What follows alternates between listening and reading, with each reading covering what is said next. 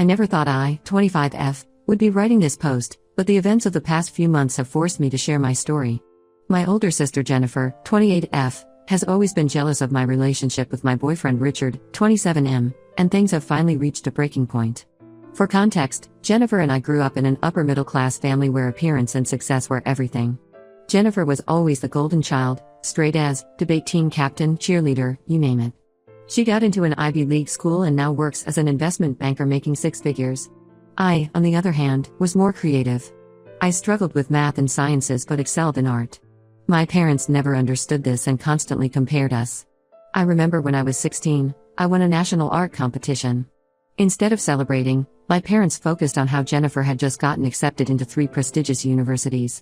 This was pretty much how things always went in our house. Jennifer would achieve something academic, and my accomplishments would be brushed aside. Despite all this, Jennifer and I maintained a decent relationship through our early 20s. She dated a series of guys who were all successful but, according to our mother, not quite handsome enough for her perfect daughter.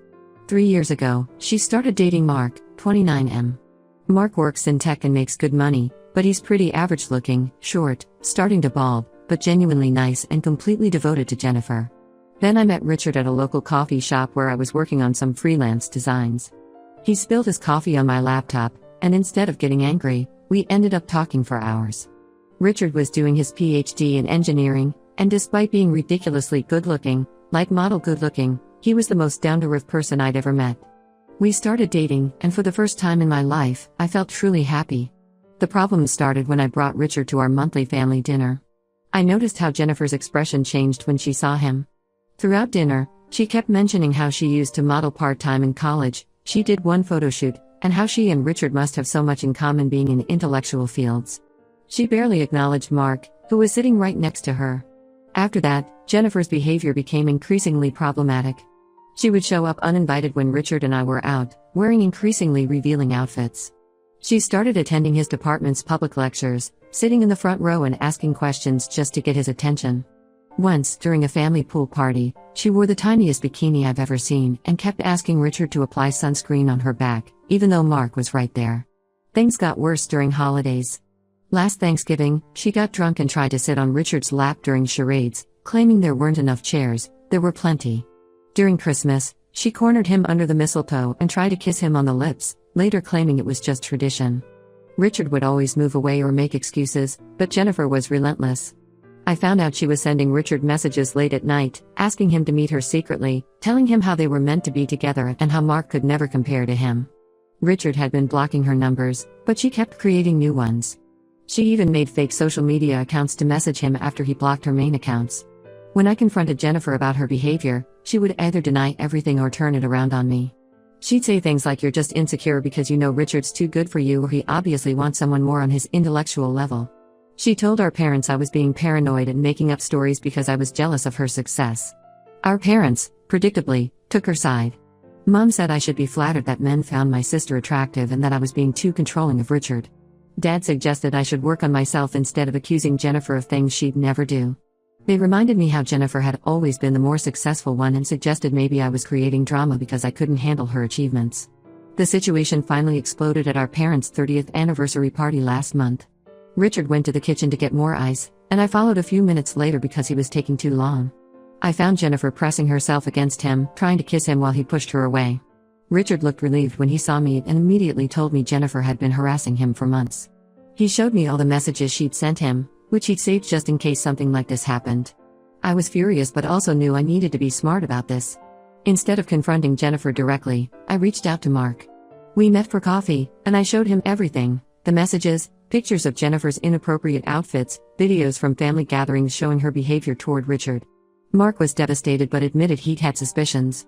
He revealed that Jennifer had been telling him a completely different story, that Richard was pursuing her and she was just trying to gather evidence to show me what a cheater he was. Mark did some digging and found hundreds of unsent drafts on Jennifer's phone, all messages to Richard that she'd written but hadn't sent. He also found a hidden folder of photos she'd taken of Richard without his knowledge. That was the last straw for Mark. He broke up with Jennifer the next day, telling her exactly why. Jennifer completely lost it. She showed up at our parents' house, crying hysterically, claiming I had manipulated Mark and destroyed her relationship because I was jealous of her success. Our parents bought her story completely. They called me horrible names, said I was dead to them, and told me I needed to apologize to Jennifer and help her get Mark back. When I refused, they cut me off completely, financially and emotionally.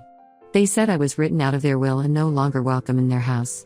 They even called my freelance clients and told them I was unstable and shouldn't be trusted. Thankfully, my clients didn't believe them. Richard has been my rock through all of this. He helped me move into his apartment and has been supporting me while I rebuild my client base. He says he's never been more certain about our relationship, despite all the drama Jennifer caused. Jennifer is still playing the victim on social media, posting quotes about betrayal and how blood isn't always thicker than water. Some relatives have taken her side, but others saw through her act after I shared the evidence. I don't regret exposing her behavior. She tried to steal my happiness because she couldn't stand seeing me with someone she thought should be hers. I'm done with Jennifer and my parents. Some people have suggested family therapy, but I don't see the point. How do you repair a relationship with people who never believed in you in the first place? Update 1 First, I want to thank everyone who commented on my original post. Your support has meant everything during this difficult time. The past 2 weeks have been absolute chaos, and I need to share what's happened. The situation with Jennifer has escalated beyond anything I could have imagined. Last Tuesday, she showed up at Richard's University where he teaches engineering. She came during his office hours, wearing a tight dress and heels, claiming she needed to clear things up with him. When Richard's graduate assistant told her he was in a meeting with other faculty members, Jennifer started screaming that he was avoiding her and that they needed to tell everyone the truth about their relationship. The graduate assistant said Jennifer was hysterical, throwing papers off Richard's desk and knocking over his awards. She kept screaming about how Richard had pursued her for months, how they had secret meetings, and how I was too naive to see what was happening. Richard heard the commotion from his meeting down the hall and came out to find Jennifer trying to get into his private office. When he told her to leave, she started crying and tried to throw herself into his arms, saying things like "You don't have to pretend anymore, and I know you love me more than her." Security had to physically remove her from the building. The whole scene was captured on the department's security cameras, which has turned out to be a blessing in disguise. The footage clearly shows Jennifer as the aggressor and Richard maintaining his distance. Richard's department head was incredibly understanding, but he had to file an incident report. Jennifer is now banned from the entire campus. But that was just the beginning. After the university incident, Jennifer started a vicious smear campaign.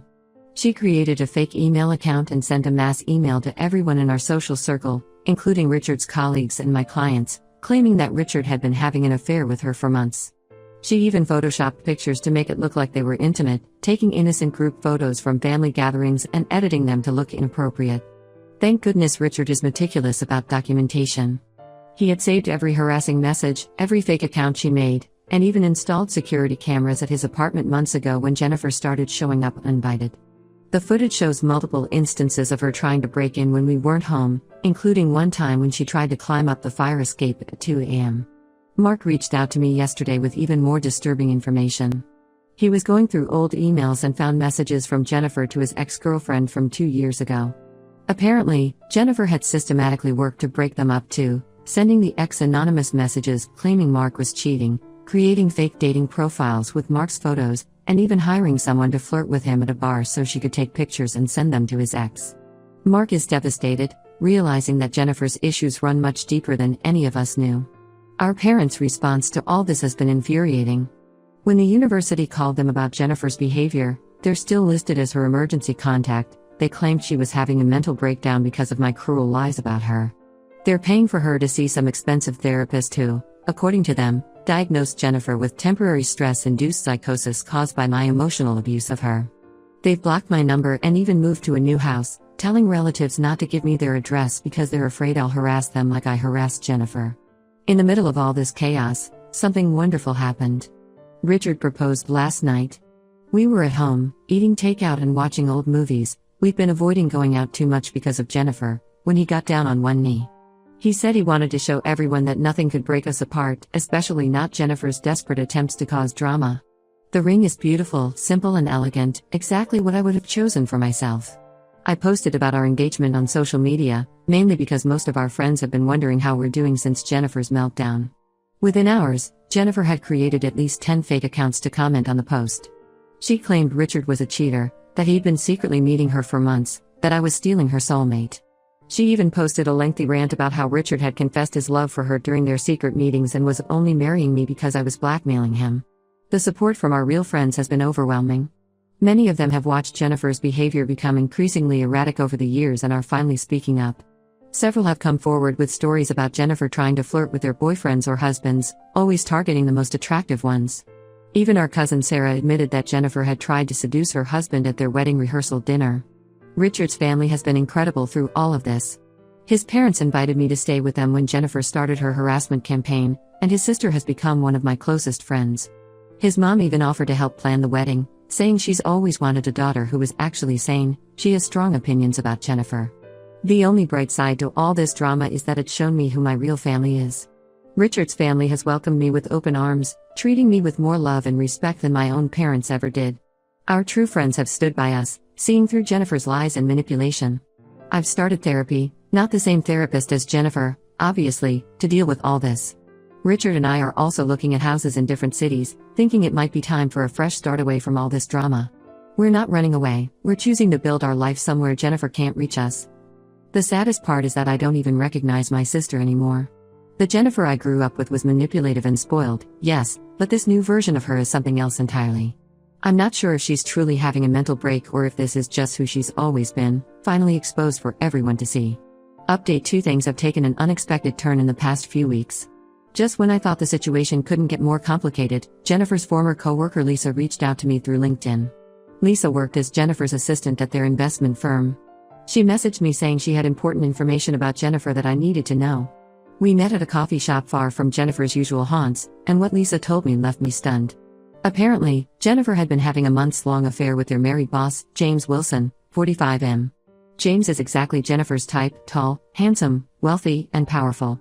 He's also been married for 15 years with 3 kids. Lisa showed me security footage from their office building. She had access to it because of her position as an assistant. The footage showed multiple instances of Jennifer and James in compromising situations: late-night meetings in his office, making out in the parking garage, sneaking into supply closets during lunch breaks. Lisa had saved these clips because James had been trying to fire her unfairly, and she was gathering evidence of his misconduct. But that wasn't all. Lisa also showed me emails between Jennifer and James, forwarded from the company's server. In these emails, Jennifer talked about how she was stuck with Mark, who she called boring and ugly, and how she deserved someone more attractive like James. She even complained about me and Richard, calling us the Beauty and the Beast in reverse and plotting ways to break us up so she could have a shot with him. While I was processing this information, Jennifer escalated her campaign against Richard and me. She actually hired a private investigator to follow us. We only found out because the pie had a conscience. He contacted Richard to let him know that he'd been hired to dig up dirt on us, but all he found was evidence of Jennifer stalking us. He gave us copies of photos showing Jennifer parked outside our apartment at odd hours, following us to restaurants, and lurking around Richard's university wearing different disguises. We took this evidence, along with Lisa's information, to the police and finally got a restraining order against Jennifer. She's now legally required to stay at least 500 feet away from us and can't contact us through any means. The real bombshell came when I decided to contact James's wife, Rachel. I found her on Facebook and sent her all the evidence, the security footage, the emails, everything. Rachel was devastated but grateful. She confronted James at a company dinner in front of all their colleagues. James tried to deny everything until Rachel started playing the security footage on the restaurant's big screen. She had reserved the private room with the AV system specifically for this. The fallout was massive. James was forced to resign to avoid a scandal. Jennifer was fired for creating a hostile work environment after multiple employees came forward with complaints about her behavior. Rachel filed for divorce the next day, and from what I hear, she's taking James for everything he's worth. Jennifer showed up at our parents' house with packed bags, mascara running down her face. She admitted to the affair, claiming James had manipulated her. He hadn't. The emails proved she was the aggressor. She begged them to let her move back in because she had nowhere else to go. That's when my parents finally saw Jennifer for who she really is. They called me for the first time in months, leaving a tearful voicemail apologizing for not believing me about her behavior. Mom admitted that they had enabled Jennifer's worst qualities her entire life, and now they were seeing the consequences. Dad sent me a long email detailing all the times they should have stepped in but didn't, all the times they dismissed my concerns and praised Jennifer's toxic behavior. They want to meet and talk things through. Richard thinks I should hear them out, saying that their apology seems genuine. He believes people can change when they're faced with undeniable evidence of their mistakes. But I'm not ready. The damage they caused by choosing Jennifer over me time and time again, by dismissing my feelings and gaslighting me about her behavior. That's not something a simple apology can fix. Through all this, Richard has been my rock. We're moving forward with wedding plans, though we're keeping the details private to prevent Jennifer from causing more drama. His family has been amazing, especially his mom, who checks on me daily and has become the mother figure I always needed. I'm not sure what happens next. Jennifer's life is imploding, my parents are finally seeing the truth, and I'm finally free from the drama that's dominated the past few months. Part of me feels vindicated, but mostly I just feel sad for the family relationship I never really had. Richard says I should take time to process everything before making any decisions about my relationship with my parents. For now, that's exactly what I plan to do. Their apologies, while appreciated, don't erase years of choosing Jennifer over me. Final update: I wasn't planning to update again, but recent events made me feel I needed to share what's happened. Last week, I received a series of frantic calls from my parents that changed everything. Apparently, Jennifer has disappeared with James, her former married boss. After his divorce was finalized and he lost almost everything to his ex-wife Rachel, James somehow managed to reconcile with Jennifer. According to my parents, Jennifer and James emptied their bank accounts, sold their cars, and vanished without a trace. The only evidence they left was a short email to my parents saying they were starting fresh where no one could judge their love. The irony of the situation isn't lost on me. Jennifer, who spent months trying to break up my relationship with Richard because he was too handsome for me, has run away with a now broke, disgraced executive who lost his family, job, and reputation because of their affair. My parents showed up at our doorstep last Sunday, looking desperate and aged. Mom was crying, saying they tried every possible way to find Jennifer. They'd hired private investigators, contacted the police, and even reached out to Jennifer's old friends from college. No one knows where she and James went. Dad kept saying they were worried James might be manipulating her, conveniently forgetting how Jennifer was always the manipulator in every situation. They begged me to help find Jennifer, saying I was good with computers, I'm a graphic designer, not a hacker, and might be able to track her down. They even suggested I ask Richard to use his university connections to help locate her. When I refused, Mom broke down completely, saying they couldn't lose both daughters. I reminded them that they'd already lost me, the day they chose to believe Jennifer's lies and kicked me out of their lives. I reminded them of every time they dismissed my feelings, every time they enabled Jennifer's behavior, every time they made me feel less than her. Dad tried to interrupt with more apologies, but I wasn't finished. I told them about all the therapy sessions I needed to deal with their favoritism, all the nights I cried wondering why my parents couldn't love me as much as they loved Jennifer. Richard and I have built a beautiful life together. We got married 6 months ago in an intimate beach ceremony, surrounded by his loving family and our true friends. My parents weren't invited, that was my choice. Richard's mom walked me down the aisle, and it felt more right than having my father do whatever would have. My freelance business has taken off, I'm now earning more than I ever did before, with clients who value my work. Richard got tenured at his university, and we bought a lovely house in a quiet neighborhood 3 states away from my family. We're even talking about starting a family of our own. Last month, when my parents showed up unannounced for the second time, I didn't even open the door. I watched through the security camera as they left the letter begging for my help in finding Jennifer. I took the letter straight to our fire pit that evening. Some might think I'm being cruel, but I finally found peace in my life. I no longer jump when my phone rings or worry about running into Jennifer at local stores. I don't have to deal with my parents' constant comparisons or feel like I'm not good enough. Richard sometimes asks if I miss them, and honestly, I miss the family I wish they were, not the family they actually were. I miss the sister who could have been my best friend, not the jealous woman who tried to steal my happiness. I miss the parents who could have loved me for who I am, not the ones who only saw me in Jennifer's shadow. Yesterday, I got an anonymous email, probably from Jennifer, with just 2 words, I'm happy. I deleted it without responding. Her happiness is no longer my concern, just as my happiness is no longer any of their business. Sometimes the best family is the one you choose, and I've chosen a life without their drama. For those wondering, yes, I've heard the rumors that Jennifer and James were spotted in Mexico. No, I haven't passed this information to my parents. Some chapters of our lives need to stay closed, and this is one of them.